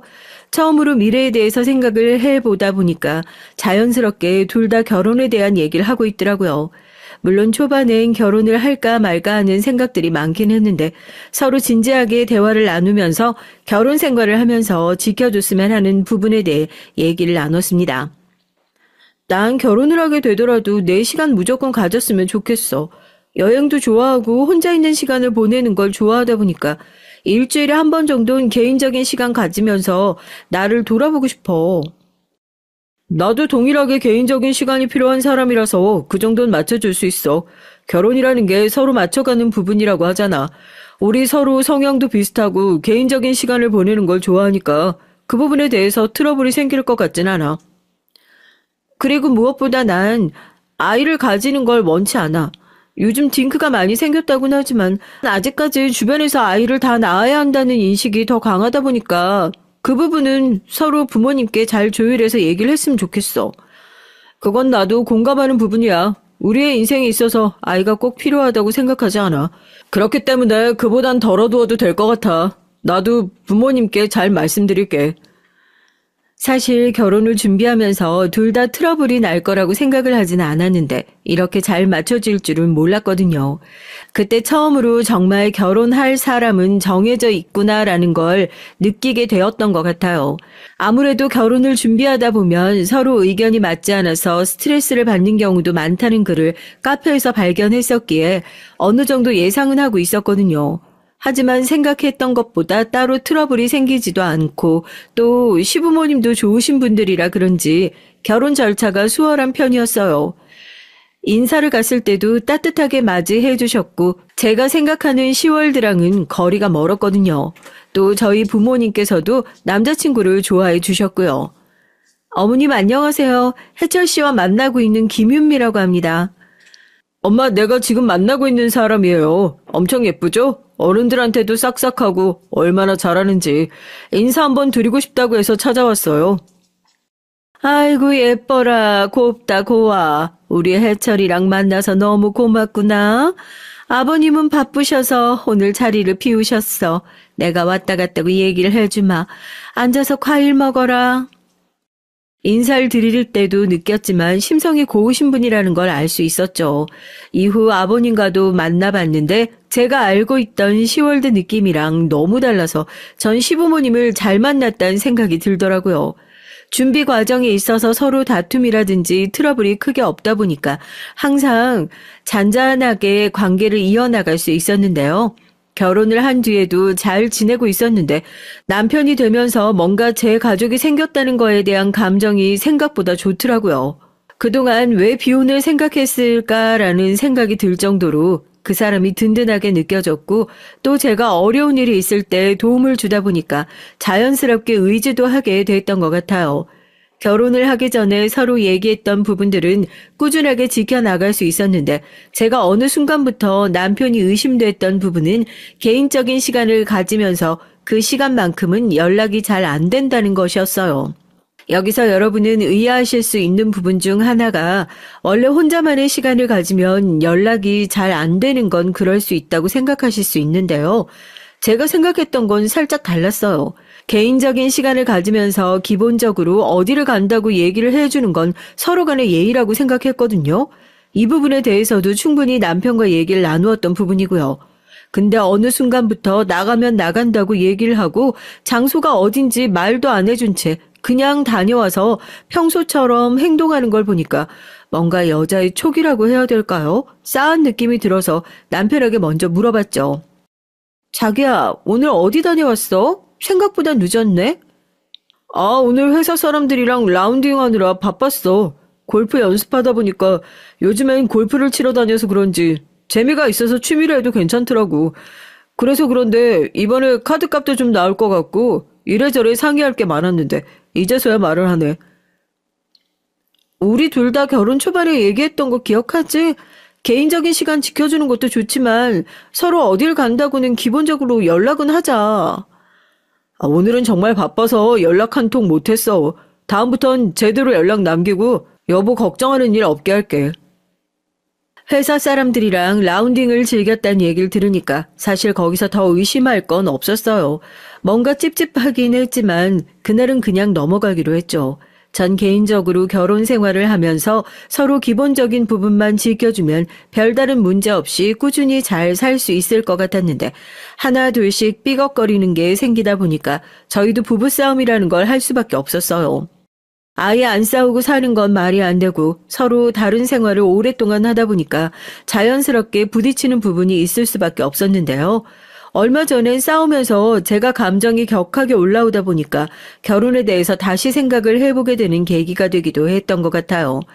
제가 워낙 자유롭게 지내던 사람이라서 그랬던 거일 수도 있는데 그렇다고 안 맞추고 제멋대로 하는 그런 건 없었거든요. 전 딱 지키기로 한 것만 지키면 되는데 그게 잘 안 돼서 그게 불만이었거든요. 그날도 남편이랑 저랑 정해진 개인 시간을 보내는 중이었는데 연락도 안 되고 전화도 받지 않으니까 전 와이프로서 사실 걱정이 될 수밖에 없잖아요. 혹시 사고가 난 건 아닐지 신경이 쓰이기도 하고요. 얼마 지나지 않아 들어온 남편에게 얘기를 하니까 저에게 왜 이렇게 연락을 강요하냐고 하면서 개인적인 시간을 가지자고 했으면 왜 저한테 연락을 강요하냐고 얘기를 하는 것이었어요. 사실 전 강요를 하는 게 아니라 저희가 초반에 정했던 그대로 지키고 있는 것뿐인데 괜히 민감하게 반응을 하는 남편이 이상하게 느껴졌죠. 또 라운딩을 하러 어딜 갔냐고 물어보면 그렇게 말을 얼버무리더라고요. 그리고 예전 같지 않게 저희가 각방을 쓰기 시작하면서 연락을 하는 횟수도 줄어들고 회사와 집을 왔다 갔다 하면서 거의 동거인처럼 생활을 하기 시작했습니다. 이럴 거면 결혼을 왜 했나 싶을 정도로 그냥 룸메이트랑 지내는 기분이 들더라고요. 뭔가 제가 바라던 결혼 생활이 안 되다 보니 자연스럽게 이 관계에 대해서 다시 생각을 해보게 되었는데요. 이 부분에 대해 친구랑 얘기를 하면서 어떻게 생각하는지에 대해 물어봤습니다. 요즘은 각방까지 쓰고 개인적인 시간이 있는 날은 거의 연락이 안 돼. 다녀오면 어디 갔다 왔냐고 물어보는데 항상 라운딩 갔다 왔다고 하고 간혹 저녁까지 먹고 왔다고 하니까 그 뒤엔 뭔가 더 물어볼 게 없더라고. 근데 내가 생각했을 땐 서로 개인적인 시간이 필요하다고 했잖아. 그럼 그 시간 안에만 개인적으로 할 거 하고 들어오면 되는 거 아닌가? 개인적인 시간이 말 그대로 내가 하고 싶은 걸 하는 건데 그 시간만큼은 방해가 되지 않았으면 하는 마음에 그런 걸 수도 있잖아. 근데 내가 처음부터 이런 거였다면 딱히 바라지 않았을 것 같은데 저번엔 사진도 찍어서 보내주고 저녁은 항상 나랑 같이 먹었기 때문에 이상하다고 느꼈던 것 같아. 그 부분은 좀 이상하긴 하네. 그렇다면 트렁크라든지 남편 블랙박스를 한번 확인해 보는 건 어때? 안 그래도 생각을 해봤는데 생각했던 것보다 그게 쉬운 건 아니야. 남편 차가 항상 집에 있는 것도 아니고 내가 잘 안 타고 다니다 보니까 정보를 모을 수가 없겠더라고. 물론 바람을 안 피는 걸 수도 있겠지만 내가 생각해 봤을 땐 지금 누군가가 있는 것 같아서 조금 불안해. 친구는 저에게 만약 그럴 일이 있다면 증거부터 모으는 게 좋다고 얘기를 했고 절대 감정적으로 나서서는 안 된다더라고요. 한편으론 지금 이렇게 생각을 하고 있는 것도 웃긴 게 정보가 있는 것도 아닌데 저만 되려 걱정을 하고 있는 건 아닌가라는 생각이 들었거든요. 그리고 한동안은 또 잠잠하다가 남편이 이상하게 주말에 같이 시간을 내서 데이트나 하자고 얘기를 먼저 해주더라고요. 그래서 그날은 같이 시간을 보내게 됐는데 평상시처럼 너무 잘해주기도 하고 제가 괜한 걱정을 한 거라고 생각이 들었어요. 진짜 오랜만에 꽃다발도 받아봤는데 기분이 좋아졌습니다. 웬일이야? 꽃다발까지 준비하고? 오늘 너무 좋은데? 그동안 내가 잘못해준 것 같아서 미안해서 그렇지. 여보, 내가 사랑하는 거 알지? 당연하지. 비혼이었지만 당신 만나고 진짜 내 편 있으면 이런 기분이구나 하고 느끼게 돼서 고마워. 하지만 얼마 지나지 않아서 저에겐 충격적인 사건이 하나 벌어지게 됐는데요. 이 사건으로 인해서 그동안 남편의 행동에 대해 다시 생각해보는 계기가 됐습니다. 평소와 같이 전 퇴근을 하고 집에 와서 쉬고 있는데 친구에게서 전화가 오더라고요. 연수야, 뭐하고 있어? 웬일로 먼저 연락을 했대? 다른 게 아니라 지금 남편 집에 있어? 아니, 남편 회식 갔다 그래서 나 지금 혼자 있어. 그럼 지금 집 근처에 있는 사거리로 잠깐 나올래? 네가 확인해야 될 게 있어. 친구의 말에 저도 준비를 해서 바로 사거리로 나갈 수 있었는데요. 급해서 남편에겐 얘기를 하지 못했어요. 친구를 만나고 나서 이야기를 하려고 생각을 하고 있었는데 친구를 만나자마자 충격적인 얘기를 들으면서 자연스럽게 연락은 나중에 하는 것이 좋겠더라고요. 지금 남편이 들어간 곳이 노래방인데 여자랑 같이 있어서 내가 사진을 찍고 보내주는 것보다 네가 직접 확인하는 게 나을 것 같아. 남편 이 작가라고 하던데? 그래? 잘못 본 걸 수도 있으니까 내가 직접 보고 올게. 친구가 알려준 곳은 노래방 같은 곳인데 술집이 같이 운영되고 있는 곳이었어요. 이런 곳은 처음 가보다 보니까 낯설기도 했는데 들어가 보니 직원분께서 안내를 해주시더라고요. 어서 오세요. 혹시 일행 있으신가요? 안에 회사 사람들이 있어서요. 혹시 방금 전 들어온 사람들 어디로 갔나요? 그렇다면 4번 방으로 가보시겠어요? 커플분들 말고 회사에서 오신 거죠? 네, 감사합니다. 카운터 직원분께서 안내해 주신 3번 방으로 가보니 방 안에선 회식을 즐기고 있는 사람들이 있었어요. 그래서 남편도 거기 있나 둘러보고 있는데 제 귀에 익숙한 목소리가 들리더군요. 괜찮다니까 오늘 늦게 들어간다고 미리 얘기해놔서 시간 많아. 그래도 이렇게까지 늦게 들어가면 마누라가 뭐라고 안 해? 나야 좋지만 오빠가 힘들까봐 그러지. 우리 와이프는 11시만 되면 바로 잠에 골아떨어지는 사람이라고. 내가 늦게 들어가도 언제 들어왔는지 기억도 못해. 미리 연락 남겨두면 그때 들어온 줄 안다니까. 그래도 그렇지. 그렇다고 이렇게 일찍 날 찾아오면 어떡해? 나 지금 일하고 있는데. 보고 싶은 걸 어떡해. 오늘 퇴근하고 같이 있자. 기다리고 있을게. 저도 모르게 몸을 숨기고 이 대화를 듣게 됐는데 틀림없이 남편 목소리였어요. 술집을 다니면서 이러고 있을 줄은 몰랐는데 생각보다 엄청난 충격이더라고요. 여러분들은 그 뒤에 제가 상황을 뒤집었을 거라고 생각하시나요? 답답하다고 느끼실 수 있겠지만 전 그날 한마디도 못하고 다시 집으로 돌아와서 친구에게 맞는 것 같다고도 말도 못하고 혼자 끙끙거리면서 시간을 보냈어요. 심지어 그날은 잠도 안 와서 늦게 들어오는 남편이랑 바로 마주할 수 있었는데요. 그래도 입이 떨어지지 않아서 어떻게 해야 할지 고민이 되더라고요. 여보, 안 자고 있었네? 시간도 늦었는데 얼른 자야지. 나 생각보다 회식이 늦어져서 늦게 도착했어. 카톡엔 이미 집에 들어왔다고 하던데 무슨 소리야? 카톡. 내가 그때 잘못 보냈었나 보다. 오늘 술을 좀 많이 했거든. 지금 정신이 드네. 여보가 생각하는 이상한 거 아니니까 직접 회사 사람들에게 물어봐도 좋아. 아니야. 늦었는데 얼른 자. 뻔뻔하게 거짓말을 하는 남편을 보니까 마음이 더 안 좋아졌어요. 특히 제가 남편을 사랑하고 있다는 걸 전 알고 있기 때문에 이 폭탄을 터뜨리기가 더 힘들었습니다. 저만 참으면 이 결혼 생활이 유지되는 건 문제되지 않을 것 같았고 바람이라는 사실을 알게 되긴 했지만 제가 대화 내용을 들었을 때 거기에 종사하시는 분이라서 깊은 관계는 아닌 것 같았어요. 물론 멍청하다고 생각하실 수 있어요. 그런 대화를 듣고 나서도 아닐 거라고 생각하는 제 감정을 이해하시긴 어렵겠죠. 하지만 사랑하시는 분들이라면 아실 거예요. 이런 부분까지도 제가 어떻게든 잊고 살아가면 괜찮을 거라고 생각했죠. 근데 제가 생각했던 것과는 달리 상황이 흘러가면서 점점 더 결혼 생활에 대해 깊게 생각해 보게 되는 계기가 됐는데요.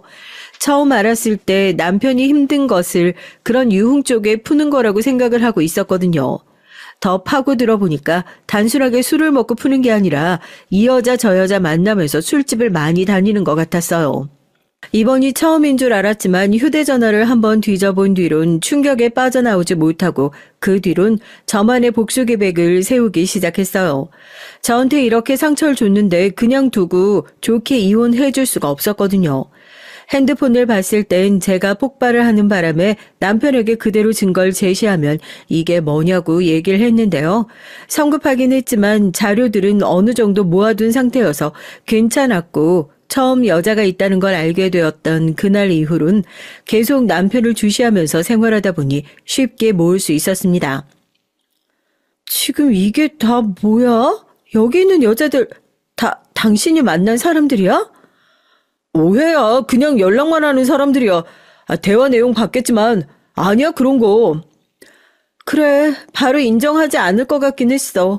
그럼 이 사람들이랑 이런 연락하는 이유가 뭐야? 보고 싶다 자기야. 오늘 만나러 가도 돼. 이런 얘기하는 게 아무런 사이가 아니라고? 그냥 요즘 우리 관계도 소원해주고 각방 쓰다 보니까 외로워서 그랬나 봐. 하지만 이런 연락했던 것과는 별개로 이 사람들과 그런 깊은 관계는 아니야. 그냥 정서적으로 날 채워주는 사람일 뿐이야. 남편의 얘기를 듣고 나선 더 어이가 없을 수밖에 없었어요. 정서적인 부분을 채워준다니 이게 말이에요, 방구예요. 도저히 이해할 수가 없는 말들을 쏟아내는 남편을 뒤로하고 이 상황에 대해 어떻게 해야 할지 고민을 하고 있었는데요. 이때까지만 해도 남편에 대한 마음이 떠나긴 했지만 결혼 생활을 잡는다는 게 생각보다 쉽진 않았어요. 저도 제가 답답하게 느껴지고 또 이 모든 걸 알고 있는 연수 또한 저한테 그렇게 참아서 나중에 속병이 난다고 얘기를 해주더라고요. 전 이대로 답답한 마음을 감출 수 없을 것 같아서 당장 헤어지진 못해도 시부모님에게 가서 상의를 해봐야겠다는 생각이 들어서 얘기를 했는데 정말 잘해주시던 분들이 그렇게 극대노를 하시는 건 처음 들었어요.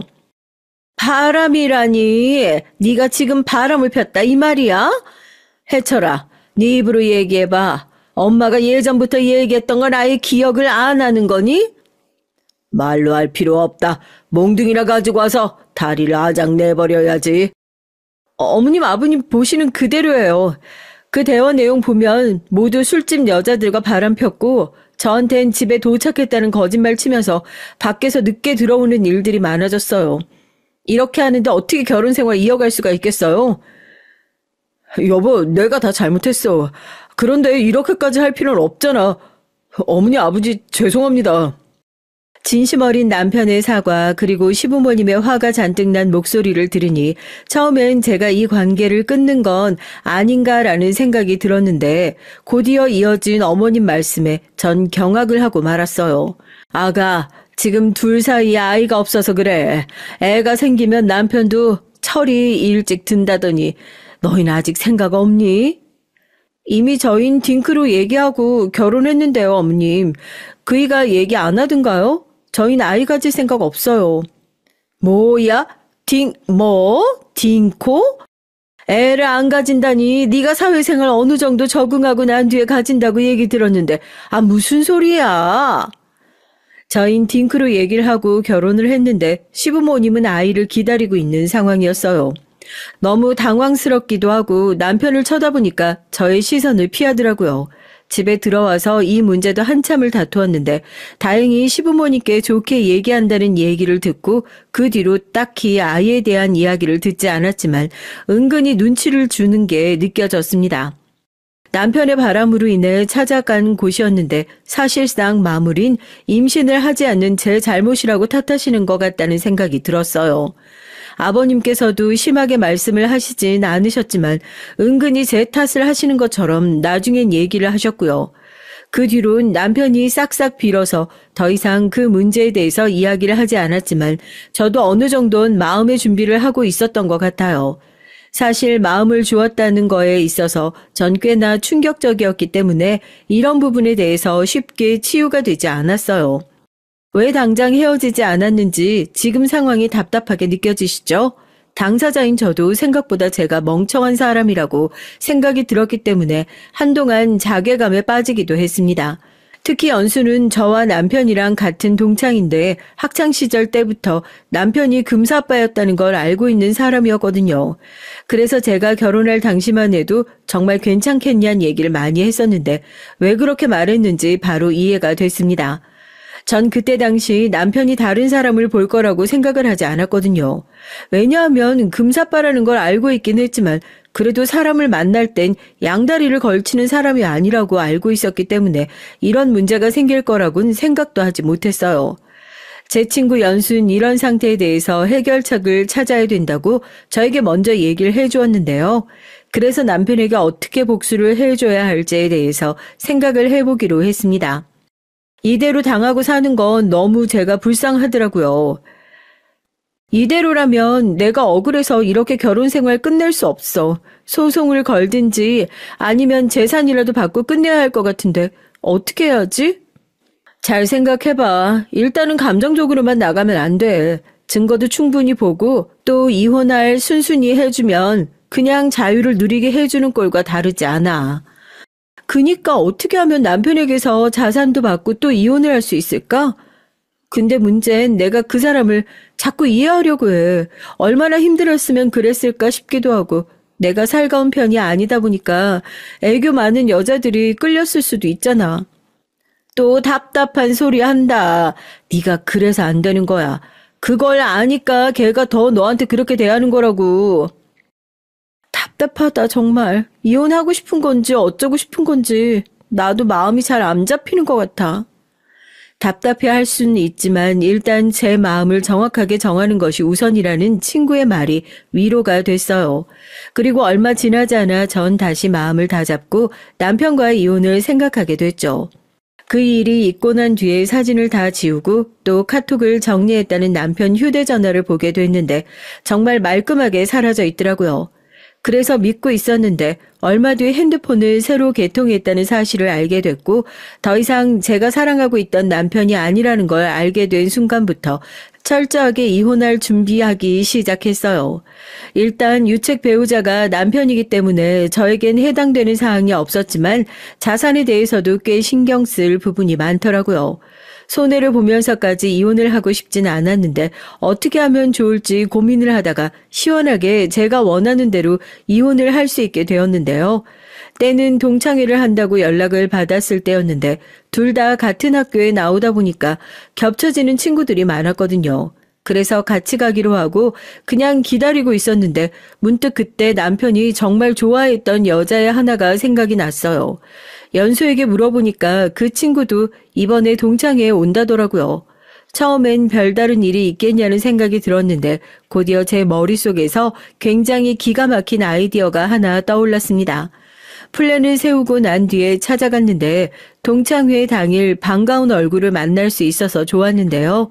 그리고 드디어 주인공인 남편의 첫사랑이 등장을 했어요.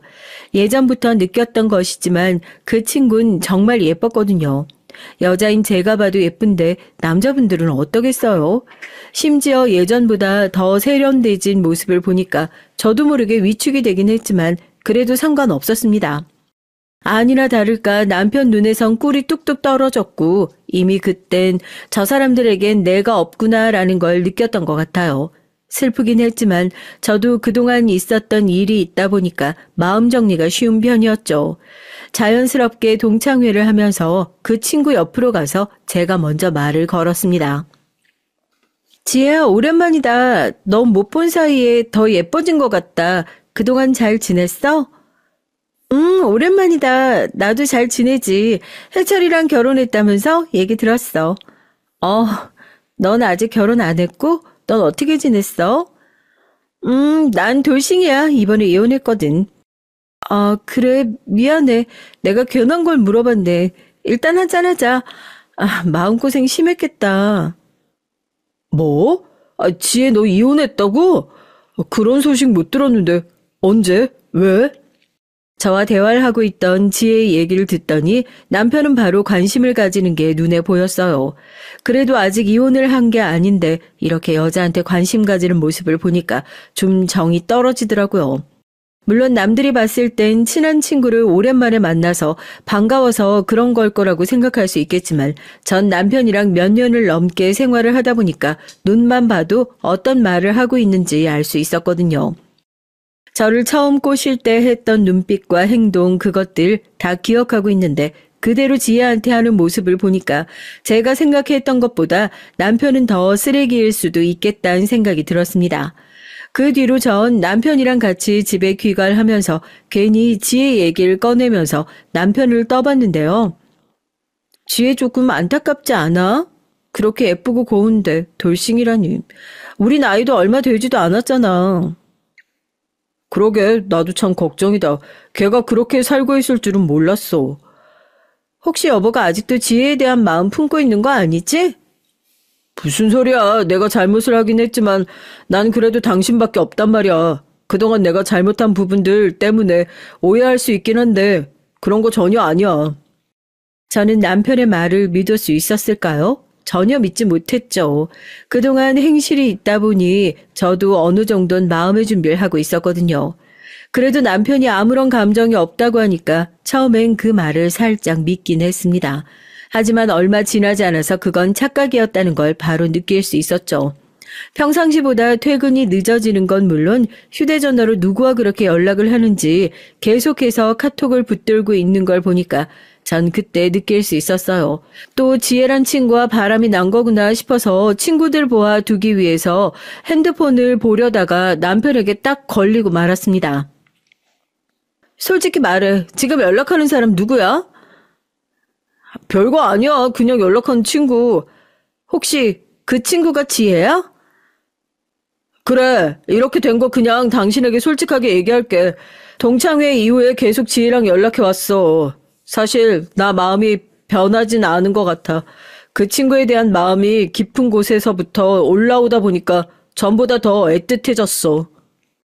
남편의 얘기를 듣고 전 기가 찰 수밖에 없었어요. 이럴 줄 알았으면 그냥 빨리 이혼을 해줄 걸 그랬나 싶기도 하고 제 마음의 상처는 안중에도 없다는 뜻이 계속 말을 이어가더라고요. 솔직히 지혜가 내 첫사랑이기도 하고 또 너와 난 원래 비혼주의였잖아. 그러다가 어쩌저쩌 결혼을 하게 됐는데 솔직히 행복하지 않아. 난 내 사랑을 찾아서 떠나고 싶어. 제발 나랑 이혼해줘. 드디어 남편에게서 듣고 싶었던 이혼 얘기를 들었지만 제 마음은 전혀 편안하지 않았어요. 오히려 슬프고 또 이 감정을 어떻게 눌러야 할지 모르겠더라고요. 바람 핀 것도 모자라서 이젠 당당하게 이혼 요구까지? 내가 쉽게 이혼해줄 것 같아? 네가 해달라는 대로 다 해줄게. 지혜도 지금 돌싱이라는데 이건 나한테 온 일생일대의 기회란 말이야. 내 기회를 네가 막을 필요는 없지. 5억 줄게. 우리 이혼하자. 제발 해줘. 어이가 없었지만 남편이 준다는 5억을 받고 이혼을 하는 게 저에겐 오히려 이득이었어요. 무너진 결혼 생활에 대한 보상이라고 생각하니까 사실 이 정도 금액이라면 괜찮을 것 같더라고요. 그리고 저희가 아이가 없다 보니 이혼 조정 기간도 짧은 편이라서 한 달 정도면 바로 헤어질 수 있는 상황이라 생각보다 빠르게 진행될 수 있었습니다. 이 얘기를 들었던 연수는 그럴 줄 알았다면서 저한테 얘기를 하더라고요. 거봐, 내가 그때 지혜 바라볼 때 눈빛 봤는데 장난이 아니더라고. 지혜도 돌싱이라면 오히려 둘 다 잘 된 거 아니야? 그러면 끼리끼리 만나라고 해. 글쎄, 정말 끼리끼리가 맞을까? 어쨌든 이번엔 일이 잘 처리가 돼서 오히려 홀가분한 것 같아. 그동안 사실 마음에 깊은 상처를 입다 보니 많이 힘들었거든. 당연하지. 비혼주의자였던 네가 결혼까지 했는데 그 사람을 그만큼 사랑했다는 거잖아. 해철이도 정말 너무하다. 어떻게 너 같은 애를 두고 그렇게 바람을 피니? 어쨌든 끝났으니까 이제 나도 마음 편하게 살 수 있을 것 같아. 앞으로 내 인생에 남편은 없을 거야. 전 이혼한 뒤에 평상시대로 일도 하고 여행도 간간히 다니면서 남편이 좋았던 5억으로 자산을 늘리며 재테크까지 하고 있는 중이에요.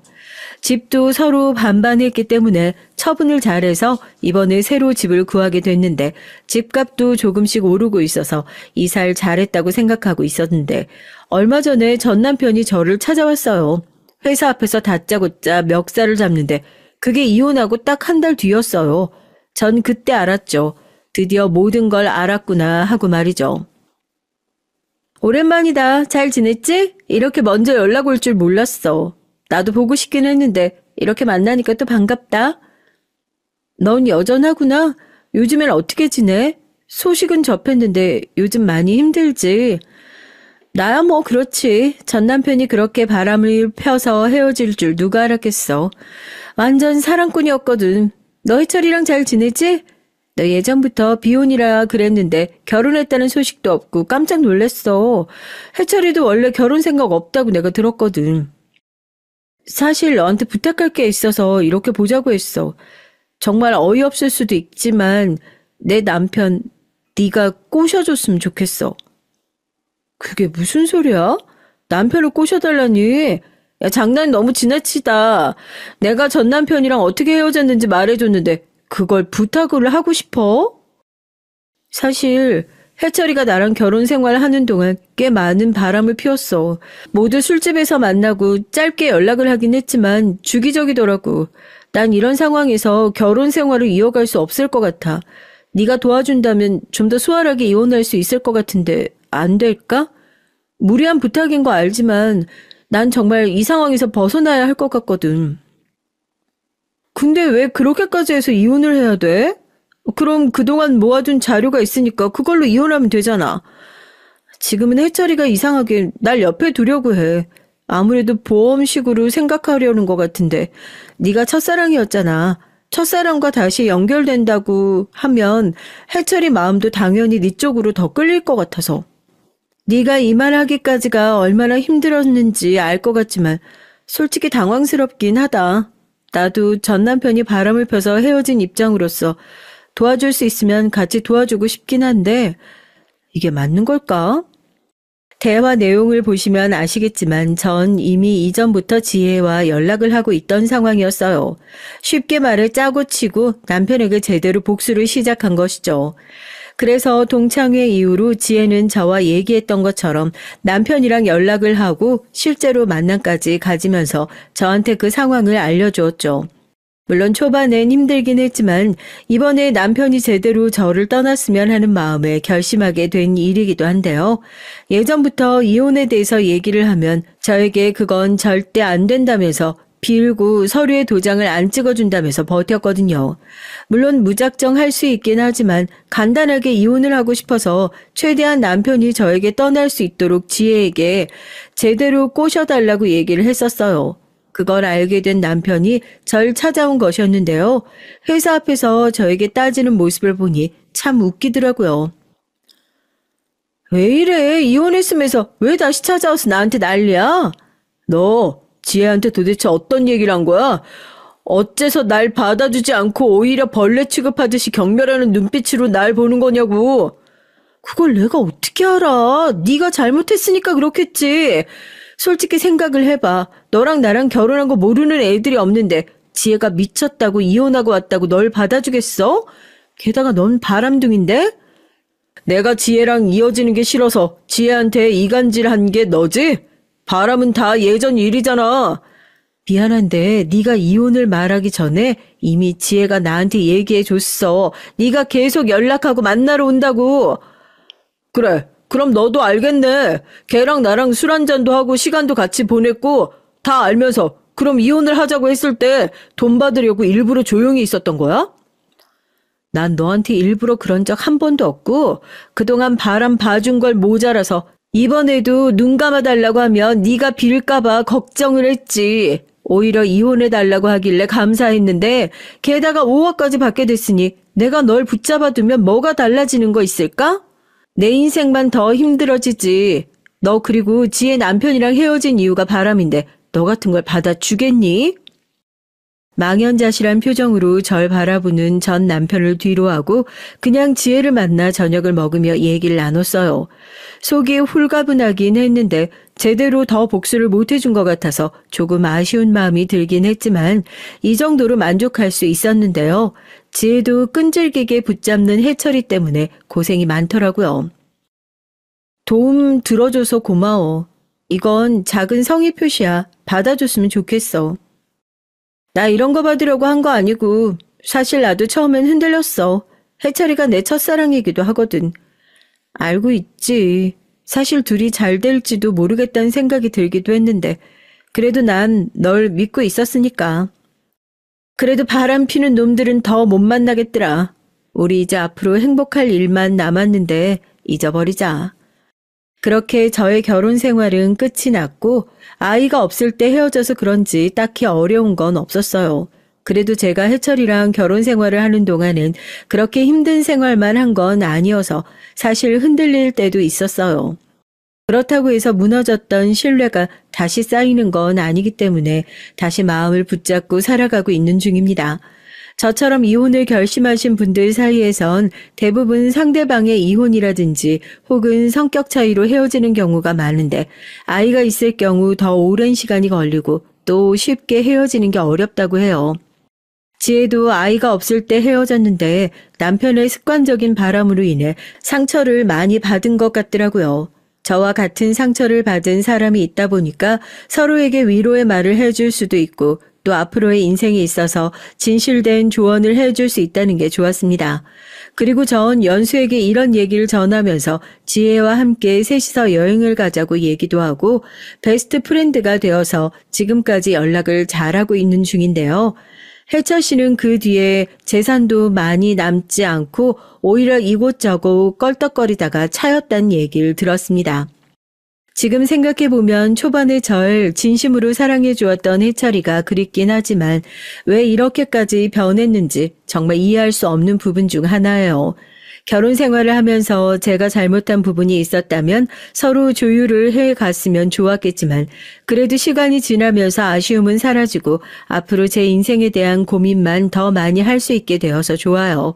결혼이라는 게 두 사람이 만나서 한 가정을 이루고 또 그 가정을 유지하기 위해서는 서로에 대한 노력이 필요하잖아요. 전 남편의 외도를 알았을 때 저도 나름대로 남편에게 더 살갑게 굴려고 노력을 했었고 하지만 그 끝이 이런 거라서 살짝 안타까운 마음이 있는 것 같아요. 처음에 이혼을 한다고 엄마 아빠께 말씀을 드렸을 때 그 두 분의 표정이 아직도 잊혀지지 않고 있는데요. 김서방이 그럴 리가 없다고 말씀을 하시길래 그동안 제가 보았던 정보를 전해드렸는데 꽤 충격을 받으신 듯해요. 그 뒤로는 같이 다시 잘 살아봐라 라든지 다시 이야기해보라는 말씀 없이 딱 잘라서 혼자서도 잘 살라고 해주시니 든든해요. 여러분이 보시기엔 제가 한 복수가 성공인 것 같나요? 아니면 너무했다고 생각하시나요? 전 개인적으로 남편의 바람길을 연애 땐 전혀 알 수 없었기 때문에 결혼하고 가장 당황스러웠던 게 외도에 걸린 것이었어요. 게다가 술집을 다니면서 종업원 분들이랑 만나니까 실질적으로 직장이라든지 친구 사이에선 이성적인 문제가 없던 사람이라서 제가 그동안 잘 몰랐었을 수도 있겠다는 생각이 들었어요. 지금이라도 알아서 제 인생을 다시 되찾은 것 같다는 생각에 요즘엔 다시 제 생활에 집중을 하면서 살아가고 있는 중인데요. 그래도 남편이 있었을 때와 없었을 때를 비교해서 봤을 때 한 번은 해볼 만한 것 같다는 생각이 들었습니다. 결혼을 한번 해보고 나니까 주변에 왜 사람들이 결혼을 해서 아이를 낳고 가정을 꾸리는지에 대해서도 이해를 할 수 있었거든요. 비록 전 남편이랑 이혼하고 혼자 사는 삶을 살고 있지만 그래도 다시 연애도 시작하고 요즘엔 좀 더 관계가 편해졌다고 해야 할까요? 다시 결혼할 생각은 지금 당연히 없지만 앞으로도 생각이 달라질 수 있겠다는 마음은 있는 것 같아요. 사실 복수가 이렇게 빨리 끝날 줄은 몰랐는데 더 질척거릴 것 같았던 전 남편도 이젠 연락을 주지 않고 깔끔하게 끝나서 서류 정리까지 오랜 시간이 걸리지 않아서 더 홀가분한 것 같네요. 요즘엔 외도를 하시는 분들이 많다는 것을 사연을 통해서도 알 수 있는데 직접 겪어보니까 감정적으로 느끼는 허탈함이 가장 큰 편인 것 같다는 생각이 듭니다. 아이가 있으신 분들은 대부분 참고 이혼을 안 하신다고 하는데 아무리 아이 때문이라지만 정말 대단하게 느끼기도 하고 저도 애가 있었으면 달랐을까라는 생각이 들기도 해요. 아무래도 한 번 걸린 게 아니다 보니 전 마음을 정리할 수밖에 없었지만 정말 실수로 그런 것이라면 한 번쯤은 봐주지 않았을까라는 상상을 해보기도 해요. 제가 그만큼 좋아하기도 했기 때문에 초반에 좀 답답하게 굴었던 것도 있었는데요.